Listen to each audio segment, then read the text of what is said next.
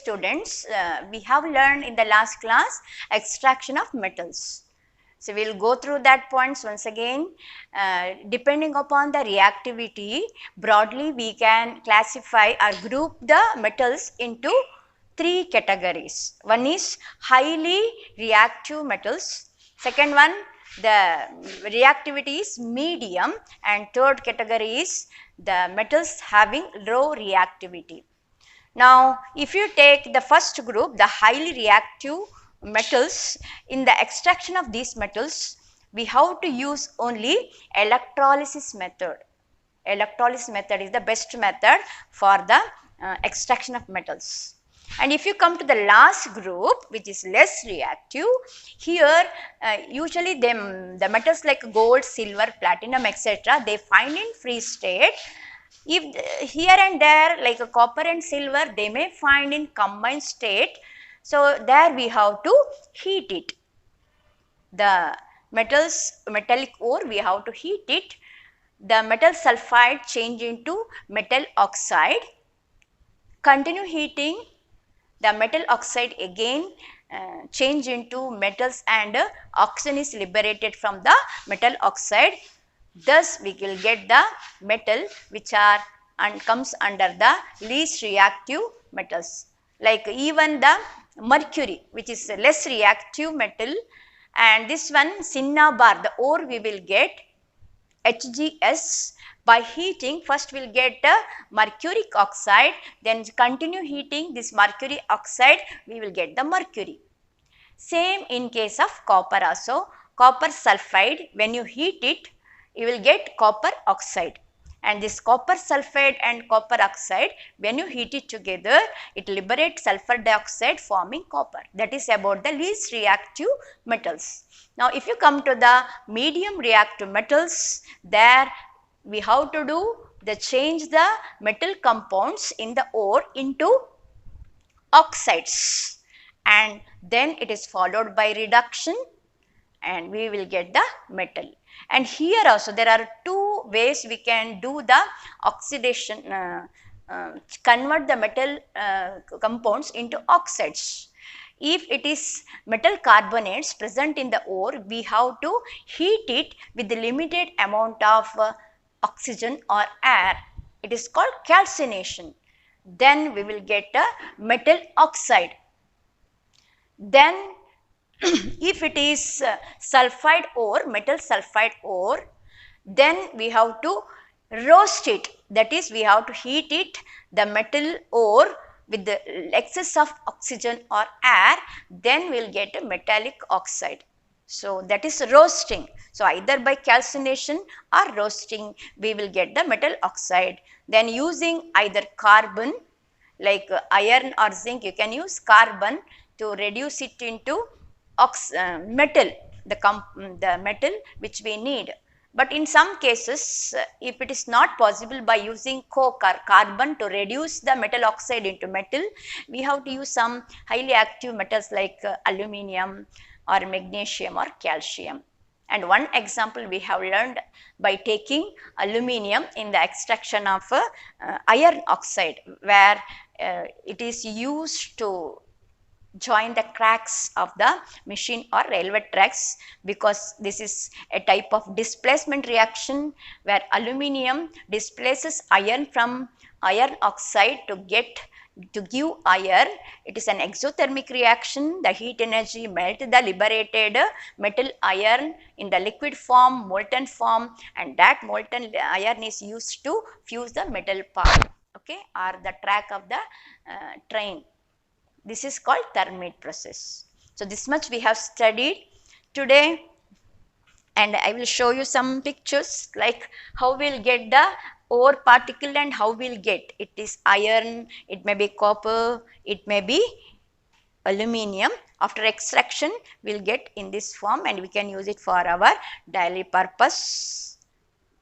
Or it may be sodium, how they store it in this one, lead, how it looks, the magnesium or zinc, some of the metals, okay.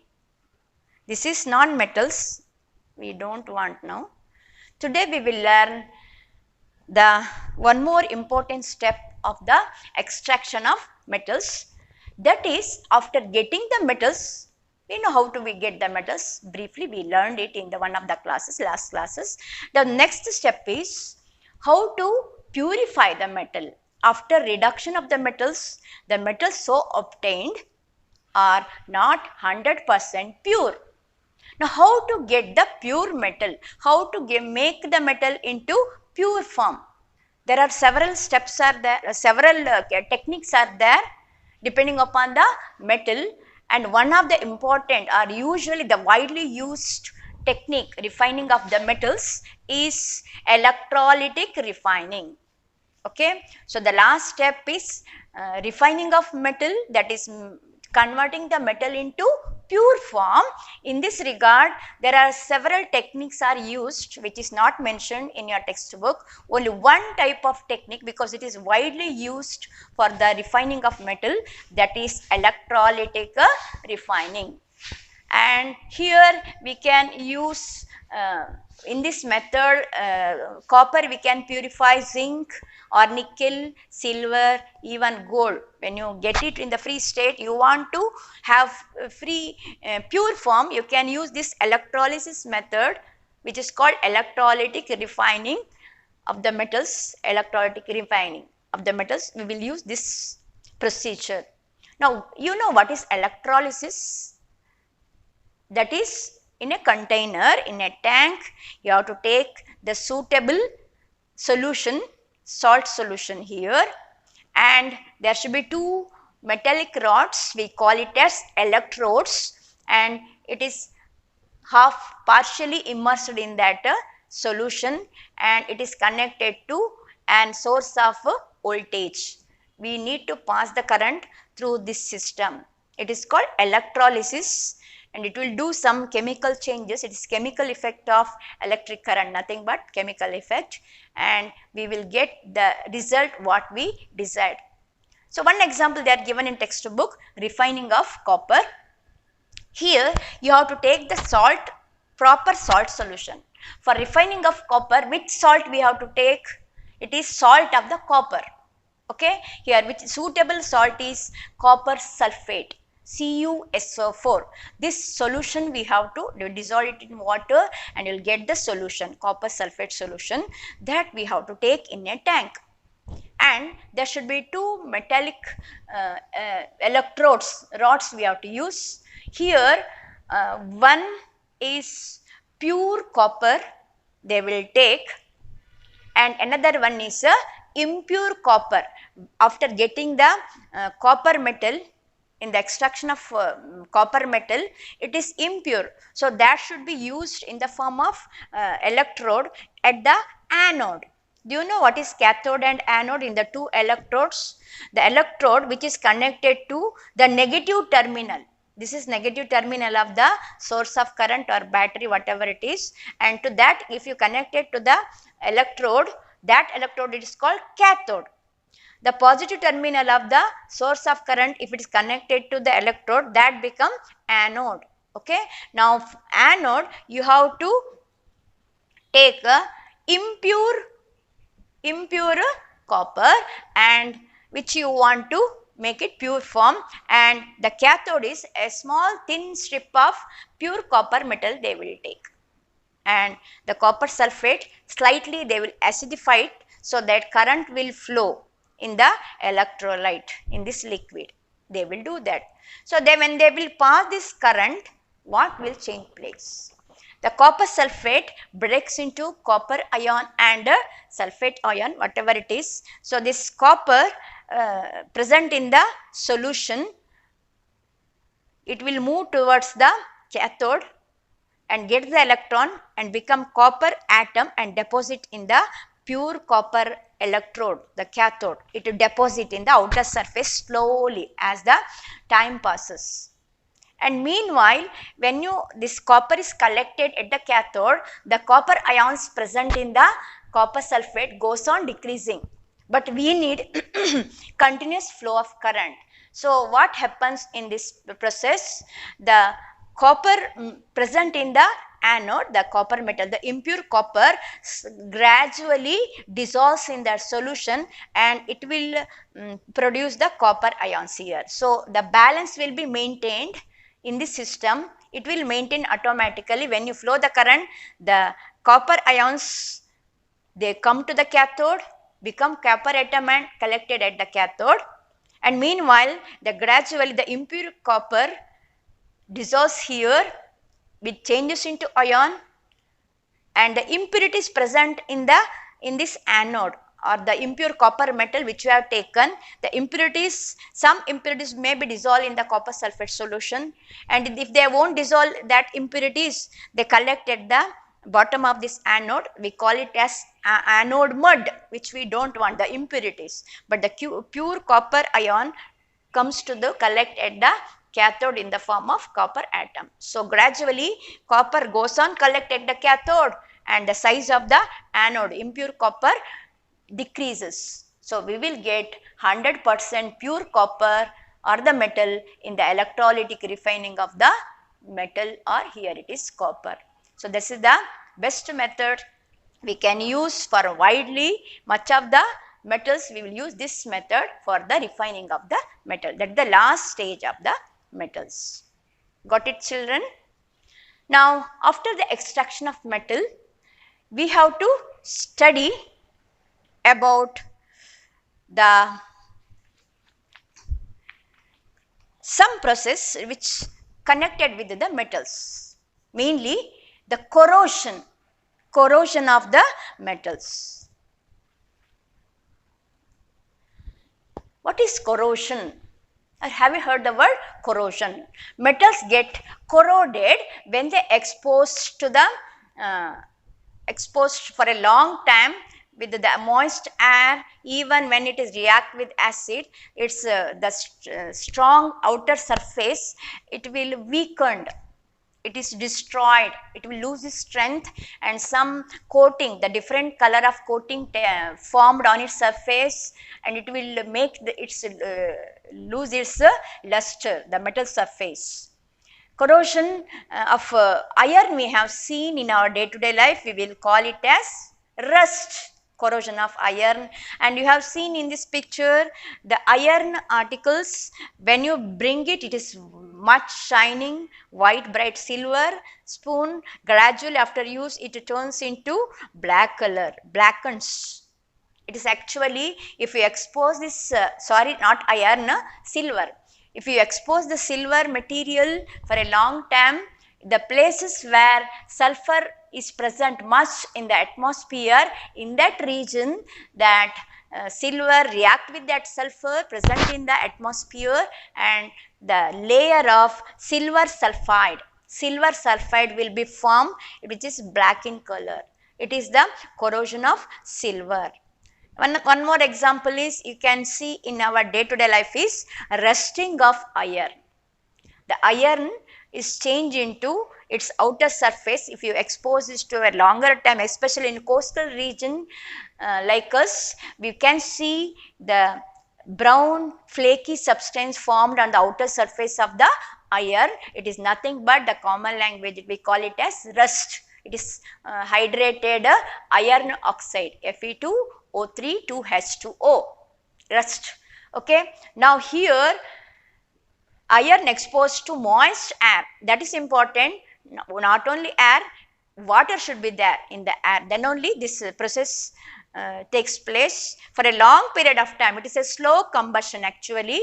Addition of oxygen is a very, very slow process. It will take much time, okay, much days it will require, and these two factors are important, water and oxygen, for the rusting, for the corrosion of the iron article. Now, how we can test it? There is one activity is given, that is, if you take 3 test tube, one with the ordinary water, half of the test tube you take with ordinary water, and second test tube you take distilled water, half of the test tube fill it with the distilled water, plus on the top of it you add some oil, okay. add some oil, coconut oil, whichever oil it is, you add some oil. And then the third test tube, no water, okay, only air. Then in first test tube, you take where ordinary water is taken, half of the test tube, you fill it with the, you put one iron nail partially immersed in this water and close the mouth and keep it for some days. And second test tube where you have taken distilled water plus this one oil. Why you have to take distilled water? In the water, oxygen is present in small amount. So to get rid of that oxygen, and if you keep it in the test tube, in the air also oxygen is there, it will dissolve in water, distilled water. So to prevent the oxygen dissolve in water, oil also use it. A thin layer of oil will be there at the top. Then take one more nail, keep it partially immersed in this distilled water. And third one, there is no distilled water, no water, but the water may be there in the air. That also we have to stop it. So you use some dehydrating agent like anhydrous calcium chloride, small amount, take it in the test tube, keep an iron nail and close the mouth. So all the three test tube, close the mouth. In this condition, keep it for 1 week or 2 weeks. And check it again. In one test tube only, the rusting has taken place. That is, in which test tube can you say? First one, water. Second one, boiled water. Third one, without water. Guess in which one rusting has taken place actually will take place? It is the first one, where it will get both water and oxygen. Water is taken and air is there, from that it will take oxygen and the combustion takes place. And second one, there is no contact with the air, so there is no rusting has taken place. Even the water is present, no oxygen is present because it won't come in contact with the oxygen, no rusting of the iron nail. And third one, there is no water at all. Even in the air, the small amount of water present as a form of humidity, by using calcium chloride anhydride, it will absorb the water. So though no water, only air it will get, oxygen it will get, so there is no rusting. So rusting is always takes place in the moist atmosphere, moist air, the rusting takes place. Oxygen and water both are needed, okay. Even if you keep the copper vessel in the moist atmosphere, after few days, if you won't use it, if you can see a green color layer in the pipe, it is the coin, old coin, where can you see the greenish color on the copper coin? That is a reaction of copper, or it is the slow reaction of copper with the moist air, especially if it contains carbon dioxide. Moist carbon dioxide is present in air, it will form copper carbonate. A layer will form on its surface which is green in color. So that green color layer on the copper is nothing but copper carbonate. This is also another example for corrosion. Corrosion is nothing but a layer is formed on the metal surface when metals react with the atmosphere or a moist atmosphere. It is some example. Now, our work is how to prevent this rusting. Especially, we will use iron in so many things, like it may be cutting device, in a machine device. Much of the materials or the objects in our daily life, we are using iron to a large extent, right? So, we need to prevent the rusting, because when rusting takes place, gradually its outer layer it removed, forming in the form of flakes, in the form of rust, and the strength of the iron material weakens. So in the bridges, in the formation of ships, etc., we need iron articles to build it. If it rusting takes place, it won't become strong structure. So how to avoid it? So we need to prevent the rusting of iron. There are various methods are followed, like it may be painting you can see. The usual trend is painting. You have seen like in the schools or any houses, sometime if they will use in the rings of this one, the rods used in the windows, they will paint it usually. One is it will make the good looking of the windows, and another one is it is prevent the rusting, because painting is one method. It will prevent rusting of iron. Or you can put oiling by putting oil or by applying grease. By applying grease you can stop corrosion. And another best method is if you put the another separate metal layer, a thin layer on iron, then iron will not come in contact with air or water, so we can prevent rusting. Usually they will use either zinc or chromium, they will use as a outer layer, one layer covering they will do by some process. If you cover the iron article with zinc metal and layer of zinc, it is called galvanizing. It is galvanizing, it won't get corroded at all. Galvanized iron it is called. And if you make chromium layer in the iron article, it won't corroded, it will have shining surface, and it is corrosion proof. Okay, it won't get scratches also. That is the property of chromium. So that also they will use chromium plating, they will do. Or even the best method and more method is change the metal into alloy. What is alloy? I will explain later. I will show you which are the procedure we can use to prevent corrosion, especially rusting of the iron. You can do the painting on the article of the iron, or you can use oil. By applying oil to the machine, etc., it will work smoothly, as well as it will prevent rusting in industries, etc. Even by applying grease. By applying grease, you can stop this one, you will get the grease which will rust prevention grease. You will get it in the market, you can use it, this one. And galvanizing, by they will apply the layer of the metal zinc on the, here therefore steel they have taken, or iron they can do, on zinc coating they will do, so it won't come in contact with the air, this material. Okay, even if damage has occurred, no problem, this part will not get corroded. So chrome plating, usually in your vehicles, automobiles, etc., you can see the shining part. It is actually made up of iron. Main metal is iron. It is coated with chromium. So it, how much luster it has got, right? It won't get corroded. Shining surface it has. It is actually chrome plated. It also prevent the formation of rust. These are the some procedures we can do the rusting of to prevent rusting. Now anodizing, it is one more the method.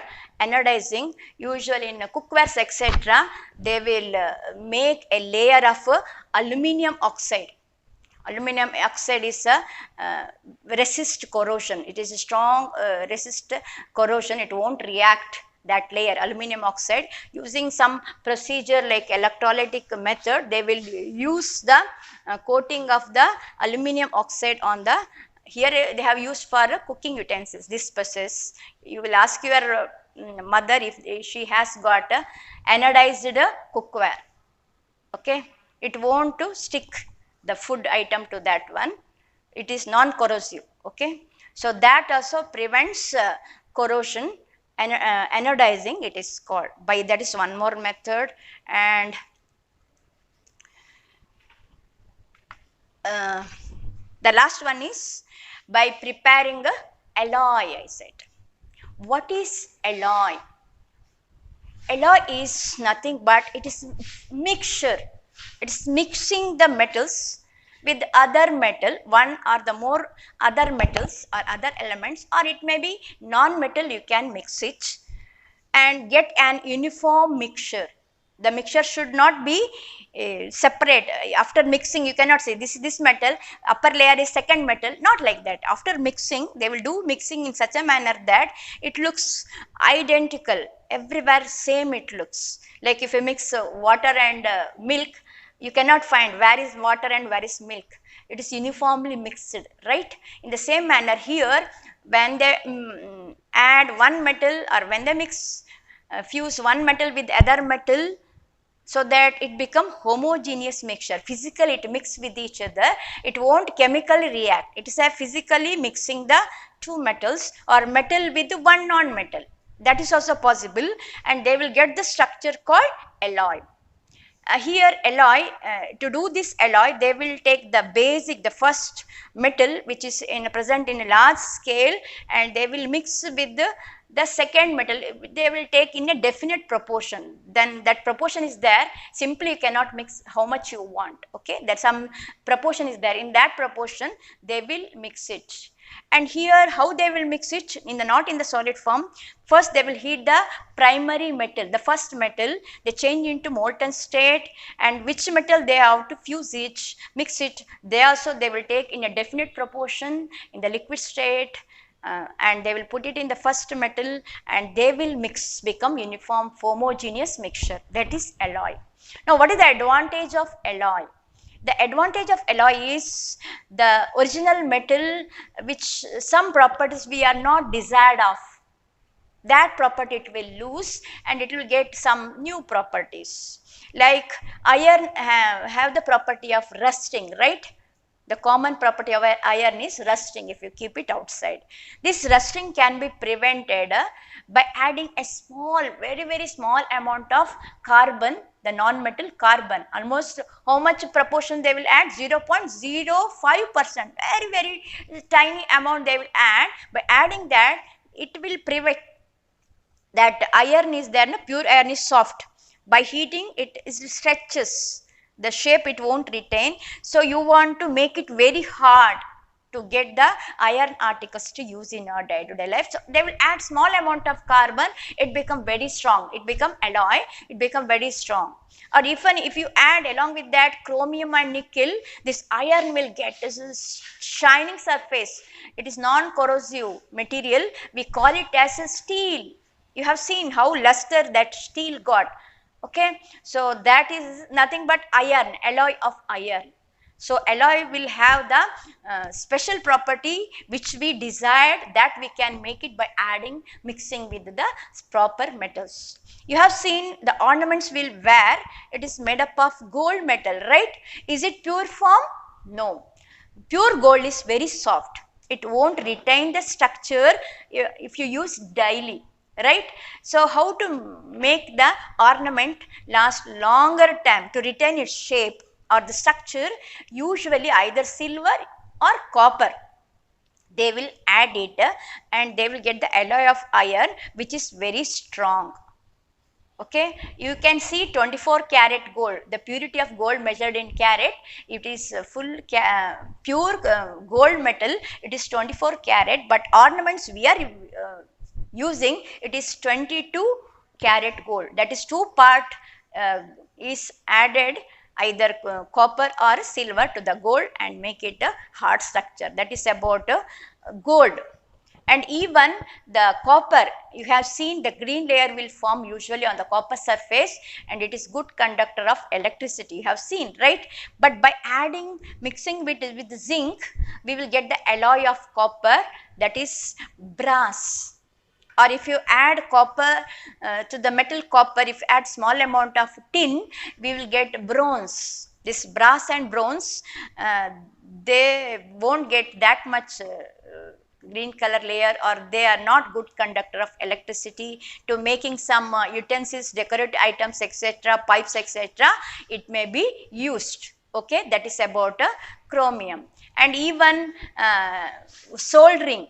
While making soldering, they will use the alloy of lead and tin. Soldering is if you want to make 2 wires of fuse. You cannot use the gum, ordinary gum like Fevicol or Fevikwik, right? 2 solid metals you want to fuse. How to fuse? So you have to make it some molten metal you have to use to make it touch each other. When it hardens that molten metal, it fix the two wires. Soldering we will call. So the solder is nothing but alloy of lead and tin. Its melting point is very less. So by little heat energy it will melt and it will make the two wires fix. So in soldering alloy is used, or even in mercury, making alloy of mercury, amalgam we call, like in a teeth dental process etc., they will use the alloy of mercury to fill the tooth decay. They will use the alloy. I will show the picture, you will understand the different alloys we will use. That is steel, it is made from iron, bronze and brass. It is copper alloy. Where it is used you can see. And here the stainless steel, the shining, non-corrosive, and you can the scratch also it won't get. Even in surgical instrument they will use stainless steel. And the bronze, where they will use some puja utensils, or even the zip which we are using, no, it is alloy bronze. It is made up of copper and tin. Some of the cooking utensils also it is made. This is the brass, where it is the alloy of copper and zinc. Some of the materials like puja materials etc., they will use it. And slightly it differ, brass and bronze. Bronze is little less shining compared to brass. Okay. Then it is amalgam of the amalgam, the mercury alloy. They are used here. Here soldering, by giving little hot, the solder wire will melt and it will fuse the two part. Okay. Fuse solder wire you will get in the market. Okay. So these are about the which are the different methods we can prevent rusting. That is the best method is making alloy. By that we will get the desired thing. Thank you children.